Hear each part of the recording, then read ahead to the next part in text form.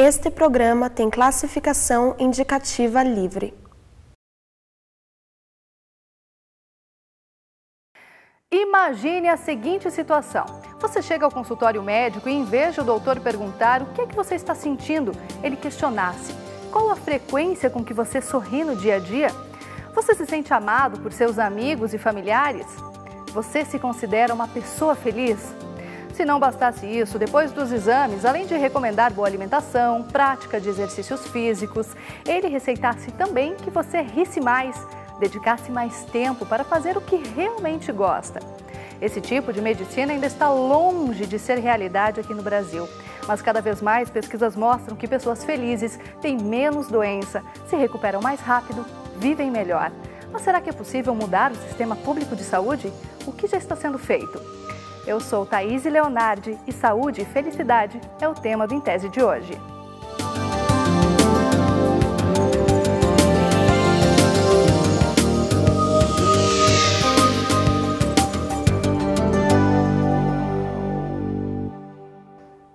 No final da década de 90, um filme emocionou multidões. Patch Adams, O Amor é Contagioso, conta a história de um médico que não parece, age ou pensa como os outros doutores. Para Patch, o amor é o melhor remédio e ele se dispõe a fazer de tudo para que os pacientes sorriam, se sintam bem.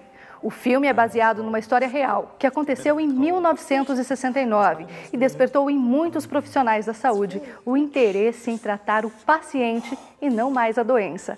Preocupação, que também é da nossa entrevistada de hoje. Milene Vosgeral é farmacêutica e professora da UFPR e estudou a relação entre emoções positivas como amor, bom humor e felicidade e a saúde. Milene, seja bem-vinda ao Em Tese de hoje. Obrigada, Thaís. Milene, de onde que surgiu a vontade, o interesse de estudar esse assunto? Olha, Thaís, eu fiz o curso de farmácia e meu curso de graduação foi um curso muito técnico, que pouco olhava para o ser humano. E me recordo que daquela época já me vinha: a gente só precisa estudar a doença?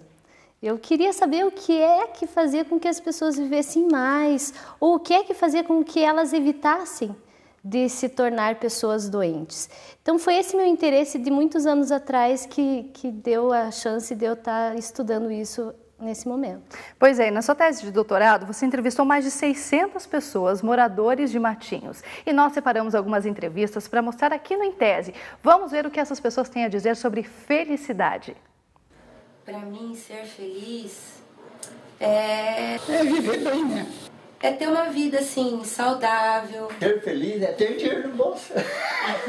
Quando não tem, acabou, fica triste. A gente está em equilíbrio. O principal da felicidade. Ter uma casa, assim como eu tenho. Saúde. É ter a minha família. Paz. Para mim, ser feliz é estar viva. O resto é conversa. Bom, a gente sabe que felicidade para um não é a mesma coisa que felicidade para o outro, mas a gente pode perceber aí algumas palavras bastante comuns, né, entre os entrevistados: felicidade, saúde, família. Quais são os fatores que eles disseram que conduzem a um caminho de mais felicidade? Na verdade, cada um tem um conceito de felicidade, um conceito próprio. Então, cada indivíduo, cada ser humano vive isso na sua singularidade, né, na sua individualidade.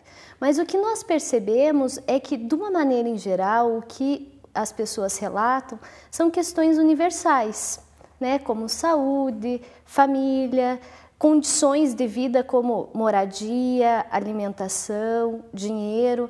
Então, a felicidade tem essa questão que cada um tem o seu conceito, mas de uma maneira em geral as pessoas tendem a relatar sobre questões que interessam a todos, que são questões universais. Mas agora, Milene, eu acho que o que eu estou me perguntando, e quem está assistindo o programa em casa também, é como é que se mede felicidade? Qual foi o critério que você usou para justamente estabelecer esse parâmetro? Felicidade é um tema extremamente complexo, então qualquer abordagem para fazer a mensuração, seja ela qualitativa ou com números, é limitada. Né? Mas existe um método que foi utilizado muitas vezes no mundo, que são de autores dos Estados Unidos, é um método chamado escala de satisfação com a vida, em que nós perguntamos ou questionamos a partir de 5 questões. Por exemplo, se a pessoa está satisfeita com a vida que leva, se ela pudesse viver a vida dela novamente, se ela alteraria alguma coisa. E a partir de questões gerais, já foi demonstrado cientificamente que é possível, sim, medir a felicidade. E o que você pode perceber rapidamente? As pessoas estão mais felizes ou mais desanimadas? Olha, o brasileiro, de uma maneira em geral, tem uma tendência a ter essa alegria interior e a ser feliz, mesmo diante de muitas dificuldades. A população de Matinhos é uma população bastante pobre, mas mesmo assim a maioria se disse bastante feliz. E qual que é a relação entre felicidade e saúde que eles perceberam? Primeiro que, naturalmente, a primeira questão que eles relatam quando perguntam o que é que lhe vem à mente quando você pensa em felicidade é saúde. Então, essa relação nos surpreendeu por ser tão próxima, né? E é uma questão importante essa relação. O que nós constatamos é que o papel da felicidade acaba se transformando em resultados positivos em saúde. Nós percebemos, por exemplo, que pessoas que se julgam mais felizes são aquelas que têm menos dores crônicas, menor prevalência ou taxa de depressão. Mas os médicos brasileiros estão preparados para levar em conta o fator felicidade na hora de fazer um diagnóstico? Olha, infelizmente não, né? Isso tudo eu acho que vem de um processo de, na formação, nos cursos de graduação, isso nem ser tocado o assunto. Por exemplo, eu gostaria que alguém me respondesse como é a ciência que estuda a saúde, qual é o nome dela? A gente não sabe. Porque na graduação, durante os cursos, a gente se preocupa com a doença. Então, em detrimento disso, a nossa formação para ver o ser humano como um ser integral, que merece cuidado e dar uma olhada com relação às emoções, nós não somos preparados para isso. Tá certo, olha, e pensando justamente em proporcionar uma formação mais humana a profissionais de diversas áreas da saúde, e inclusive de outras áreas também, a Universidade Federal do Paraná oferece curso de formação de terapeutas comunitários. Qualquer pessoa pode participar. Veja como funciona. Sandra é empresária e procurou o curso de terapia comunitária integrativa da UFPR porque queria entender e ajudar as pessoas que passam por algum tipo de sofrimento. Foi uma amiga que indicou o curso e eu me interessei pelo trabalho voluntário que eu já faço há muitos anos e eu achei que o curso ia ajudar muito nesse trabalho, né? Ia se unir ao que eu já faço. E também porque eu gosto dessa área, não tem a ver comigo na minha área profissional, mas particularmente eu gosto dessa área de terapia, de psicologia, todo esse lado, né? A parte teórica do curso dura 1 ano. Depois desse período, os participantes passam para a prática em ONGs, instituições religiosas e de saúde. O curso é aberto para qualquer pessoa. Aqui, os participantes aprendem a organizar terapias comunitárias em diferentes ambientes e a orientar quem sofre.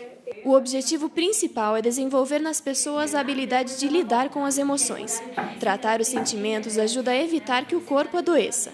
O que eu vejo aqui são reflexões a cada semana que cada pessoa faz sobre o seu sofrimento e como que essas reflexões vão construindo novas possibilidades de lidar com a própria existência de uma maneira mais autônoma e mais livre, né? Então isso ajuda muito as pessoas, elas se tornam mais agenciadoras da própria vida. E é quando passam de fato a orientar as pessoas que a recompensa aparece. Você vê as pessoas chegarem com fisionomia abatida, chorando muito, com problemas assim enormes, e nesse momento elas vão se soltando e com o passar do tempo assim a gente percebe a melhora delas assim muito significativa. Bom, e quem se junta a nós nessa conversa agora é a Tânia Dalalana, que justamente é coordenadora do curso de terapias comunitárias. Tânia, seja bem-vinda ao Intese. Obrigada. Tânia, qual que é a importância de proporcionar a essas pessoas uma formação mais humanizada? São pessoas que vão em busca do curso, pessoas que gostam de pessoas, principalmente, né? Pessoas que querem conhecer metodologias inovadoras para acolher o sofrimento humano, seja o sofrimento humano aquele que faz parte dos ciclos normais da nossa vida, seja aquele sofrimento humano considerado um ponto forte de atenção, aonde o corpo sofre, a mente sofre, o meio ambiente sofre e até o espírito sofre. Então, são pessoas que vão em busca de uma formação para ajudar nos vários setores aonde estão inseridas outros grupos de pessoas a conversarem com os seus sofrimentos e, a partir dessa conversa, levarem esse sofrimento para um outro nível mais ressignificado da existência. Esse curso é aberto para quem quiser participar, não precisa ser necessariamente médico ou da área da saúde, né?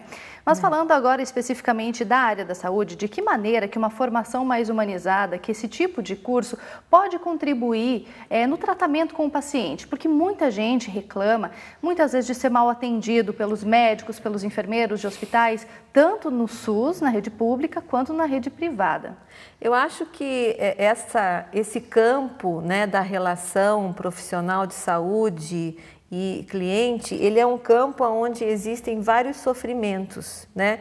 Existe o sofrimento do profissional que atende e existe o sofrimento, a urgência do sofrimento psíquico do cliente que chega. Então, tanto o sofrimento do profissional que atende pode ser compreendido melhor à medida que ele frequenta práticas terapêuticas que vão ensiná-lo a como melhorar a sua escuta terapêutica, né? Porque o médico, quando está sofrendo, ele não escuta direito. O psicólogo, quando sofre, também não escuta direito. O professor, se está sofrendo, ele também não consegue dar uma boa aula. Ele pode ter este dom, né? Mas o sofrimento provoca isso em nós, seres humanos. Nós ficamos... a nossa luz interna brilha muito pouco. Então, esse curso, especialmente o de terapia comunitária integrativa, ele desbloqueia, ele flexibiliza esses núcleos de sofrimento nos alunos e oportuniza para que eles possam reorganizar a sua relação com aqueles que eles vão cuidar. E os benefícios são amplos, né? Inclusive você, Milene, faz parte desse grupo. Sim, tem sido uma experiência bastante interessante.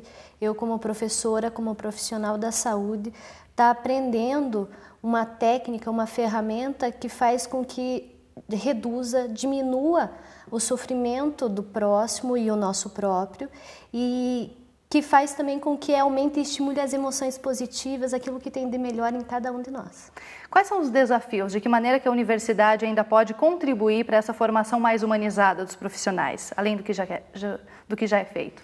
Eu acho que a universidade ela faz bastante coisa, né? Eu acho que até a promoção, o desafio do doutorado da professora Milene, o desafio das práticas, tem vários departamentos, né, que fazem cursos de música, cursos de ginástica, o ciclismo, né? Então, é multidimensional as ações que podem ser feitas, elas são de várias origens, né? Esta prática, especialmente, a terapia comunitária integrativa, ela tá diretamente focada no campo da saúde pública, né? Quem ficou interessado no atendimento pelo curso, de grupo. aonde que pode buscar mais informações? Nós estamos lá no ambulatório de saúde mental, todas as segundas-feiras, para fazer a terapia comunitária. Ela é aberta, quem quiser conhecer e fazer a TC, né? Porque todo mundo que entra lá já se põe em trabalho para participar. E todas as segundas a partir da 1h30. Telefone para contato? 3360-7882. Tá certo. Muito obrigada pela sua participação no Em Tese, Tânia. Sim. E no próximo bloco, qual o impacto da religiosidade na nossa felicidade, na nossa saúde e como a alegria pode ajudar no tratamento de doenças sérias como o câncer? A gente volta já já.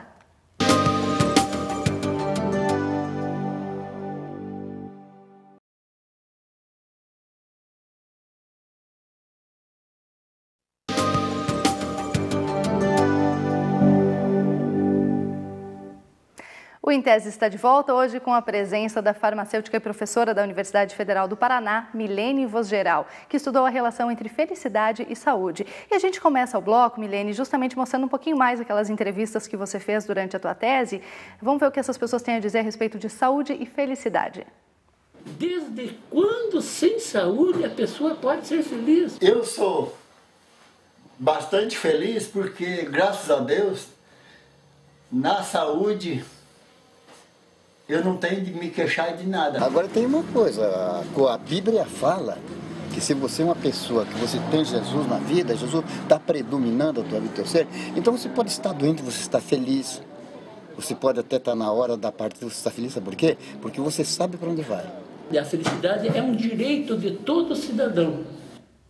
2 pontos aí, Milene. Primeiro, esse senhor que fala a felicidade é um direito de todo cidadão. E, de fato, a felicidade pode ser um direito mesmo, né? Porque já tramita no Congresso um projeto de lei que tem como objetivo alterar o artigo 6 da Carta Magna, incluindo o direito à felicidade como um dos direitos, né, dos brasileiros. Como que o Estado pode contribuir para a felicidade da população? Thaís, essa é uma pergunta bastante interessante, porque quando se fala em felicidade, você pensa que essa é uma responsabilidade exclusiva do indivíduo.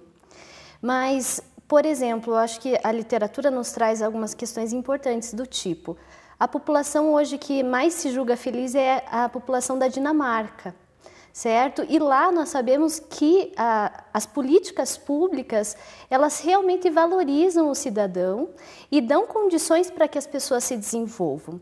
Então, hoje, esse é um campo ainda que se sabe pouco, mas que, sem dúvida nenhuma, o governo ele tem um papel primordial em estimular, tanto de uma forma direta como indireta, a felicidade e o bem-estar dos indivíduos e das coletividades. De que maneira? Né? De que forma? Primeiramente, nós sabemos que isso já é conhecido, que dinheiro não traz felicidade. Mas é fundamental com que as pessoas que convivem e que vivem numa situação de pobreza e de miséria, que essas pessoas saiam desse patamar e alcancem níveis dignos de vida, com moradia, com alimentação, tendo oportunidade de trabalhar, de ter saúde de uma forma integral e universal, acesso à educação. Então, essas questões elas são fundamentais para que o indivíduo se desperte para aquilo que tem de melhor dentro dele e que ele consiga manifestar maiores níveis de bem-estar e satisfação com a vida. Bom, a gente falou de Estado, vamos falar agora de religiosidade também. Um dos entrevistados diz que na Bíblia fala que as pessoas que têm uma crença têm mais felicidade, sabem passar melhor pelas adversidades da Bíblia, né? Essa questão da resiliência e tudo mais. Pessoas que têm uma crença, qual que é a relação que existe entre a religiosidade e a saúde? Bem, Thaís, primeiro é uma questão importante é que o indivíduo ele não precisa ter uma religião em si. A questão que está em foco é acreditar em algo que supera ele próprio e que dá sentido para a sua vida, que sai do eu e vai para o nós. Então, como que tem sido percebido que a religiosidade contribui, por exemplo, para a saúde e para o aumento da expectativa de vida?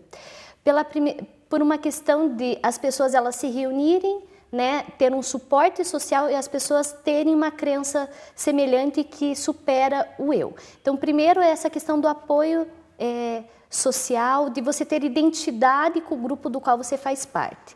E o segundo é de realmente trazer aquilo que é mais de primordial da vida das pessoas, de encontrar um sentido do porquê viver. Então, a religião, a religiosidade e a espiritualidade, ela nos toca nesse ponto, saber para que nós vivemos. E funciona mesmo, né? Porque já tem pesquisas, inclusive, que dizem que essas pessoas que têm uma crença, uma religiosidade, vivem em média de 7 a 14 anos mais do que quem não tem crença nenhuma. Mas agora a gente faz uma pausa nessa nossa conversa e vamos ao giro de pesquisas pelo mundo.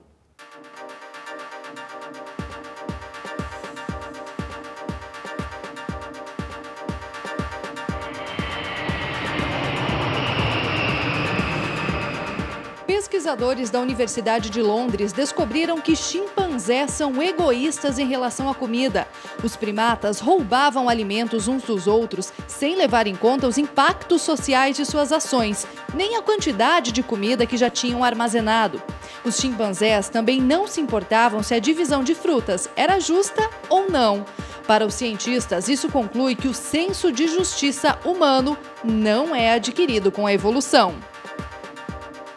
Engenheiros da Universidade do Texas identificaram um material capaz de reduzir a poluição produzida por automóveis a diesel. Um tipo de mineral chamado de mulita pode substituir a platina, que é utilizada atualmente. A versão sintética da mulita reduz em até 45% a poluição se comparada à platina. Pesquisadores da Universidade de Edimburgo, na Escócia, descobriram que o grau de felicidade das pessoas é mais influenciado pelo DNA do que pelo ambiente. O resultado foi constatado com base em estudos de gêmeos univitelinos e bivitelinos. Resultado, segundo esses estudiosos, felicidade é genético. Bom, Milene, como a gente viu aí, né, pesquisas já apontam que felicidade seria genético. Uma outra curiosidade é que existem estudos que mostram também que eventos muito adversos, como, por exemplo, ganhar na Mega Sena ou então ficar tetraplégico, não afetam os níveis de felicidade a médio e longo prazo. Existem pessoas que são naturalmente mais felizes que outras? Olha, as pesquisas com relação à felicidade, inicialmente, elas focavam muito na questão genética. E realmente, essa predisposição, ela existe, né? Isso envolve a personalidade e cada indivíduo, ele tem uma tendência a voltar ao seu nível basal de felicidade, mesmo frente a acontecimentos muito tristes ou muito, digamos, positivos, como ganhar na loteria. Entretanto, hoje a gente já sabe que a genética ela é importante, mas ela não é suficiente para deixar as pessoas felizes efetivamente. O que nós percebemos é que tem estratégias que se pode estimular e aumentar a felicidade, tanto do indivíduo quanto dos grupos sociais, mesmo que esse nível basal ele não seja muito elevado. Tá certo. Bom, e agora a gente mostra como a alegria pode ajudar no tratamento de doenças graves, como o câncer, por exemplo. Acompanhe. Já na entrada, ninguém fica esperando sem um pouco de diversão. A alegria se espalha pelo cenário escolhido para a encenação. Corredores, enfermarias e quartos do Hospital da Cruz Vermelha de Curitiba.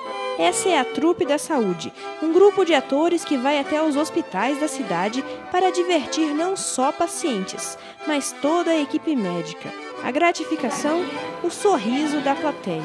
A gente ganha uma função, uma razão de existir da nossa profissão, sabe?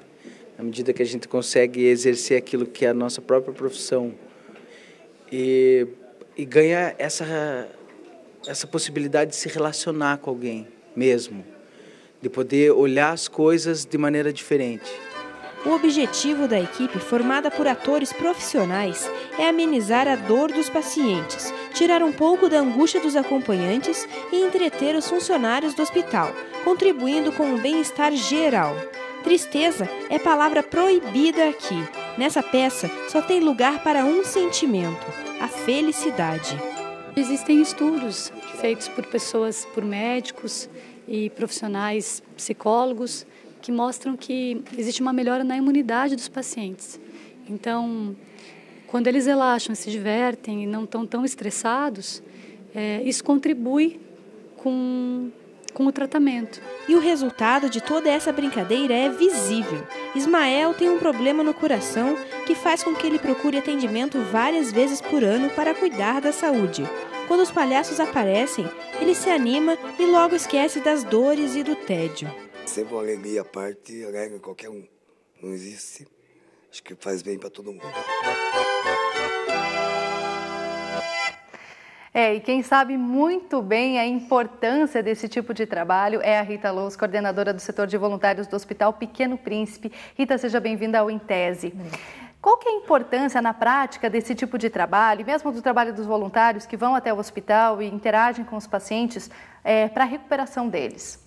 É muito importante, né? Porque o momento que você pode propiciar alguma coisa diferente daquilo que está no hospital, onde o mais importante é a questão da saúde do tratamento, que muitas vezes é difícil, é uma alternativa que tem da pessoa poder se pôr de uma outra forma, no caso da criança, dela continuar o desenvolvimento dela, no caso dos adultos, de estar num meio um pouco mais flexível, mais tranquilo, para que possa se expressar de uma outra forma, se reforçar internamente para poder até dar continuidade de uma outra maneira ao tratamento que está recebendo. Os pacientes respondem melhor ao tratamento? Respondem melhor porque à medida que se sentem mais à vontade, se sentem mais seguros, e estando mais seguros, fica mais tranquilo. Então é possível se relacionar melhor com a equipe de saúde, é possível aceitar melhor os procedimentos que tem que passar, e ao mesmo tempo, quando o lúdico está presente, o hospital não toma a representação só de dor e sofrimento, mas também de um aspecto do brincar, do lúdico, da diversão, da alegria. Apesar de todos esses benefícios, todas essas melhorias, a gente percebe que no Brasil, infelizmente, o sistema de saúde não trata os pacientes dessa forma, né? O que pode ser feito para incentivar, para estimular isso, ver o paciente de uma maneira integral e não apenas como um sintoma ou uma doença? Eu imagino que isso tem que começar da formação desses profissionais. Nós temos que estimular com que os currículos eles sejam mais humanizados, que se tenha um espaço para discutir e pensar de como que as emoções, como que nós podemos estimular aquilo que tem de bom no indivíduo, não só tentar remediar aquilo que não está legal. O Hospital Pequeno Príncipe já é referência nesse tipo de trabalho. Quais são os desafios que ainda existem? A questão talvez da mudança no sentido de entender a pessoa, né, que essa questão mais subjetiva da alegria, de poder proporcionar momentos de lazer para as pessoas dentro do hospital, ela esteja presente dentro do cuidado integral ao paciente, ela esteja como qualquer outra rotina. A gente sabe que a questão da saúde é primordial, mas ela vai ser muito ajudada se isso estiver na rotina do hospital, se for algo que aconteça todos os dias, todos os momentos possíveis, e se o próprio hospital puder ter um ambiente que potencialize isso, né? Não necessariamente, mas que possa trazer pessoas que possam estar atuando nesse espaço e nesse momento para incentivar as crianças, os pacientes a poderem se expressar de uma outra forma. Sem contar que isso traz benefícios também para quem está lá junto com essas pessoas, para quem pratica o voluntariado, né? Sem dúvida, porque é uma questão de mão, é uma mão dupla. Na hora que você transmite alguma coisa, retorna para você, é uma satisfação pessoal muito grande, que não é material, mas que traz um benefício e te acrescenta muito na vida. Milene, para a gente encerrar, de que maneira que esse teu trabalho pode contribuir nessa formação de um novo conceito, uma nova maneira de se pensar a medicina, a área da saúde? Olha, eu acho que estimula e faz com que todos nós que trabalhamos com pessoas, não só da área da saúde, olhar que as emoções elas têm um potencial muito positivo e também negativo, e que isso tem que ser estimulado, além de ter questões clínicas, biológicas, físicas que devem ser olhadas, tem uma questão emocional, psicológica, existencial e espiritual que está ali e que pode ser um recurso terapêutico muito importante para as pessoas viverem mais e melhor. Tá certo, Milene, muito obrigada pela sua participação em Tese. Rita, também muito obrigada por virem até aqui e discutirem, compartilharem um pouco essas experiências de vocês conosco. O Em Tese de hoje fica por aqui. Você pode rever esses e outros programas no nosso site. Dúvidas e sugestões? Escreva para a gente em tese@ufpr.br. Até semana que vem.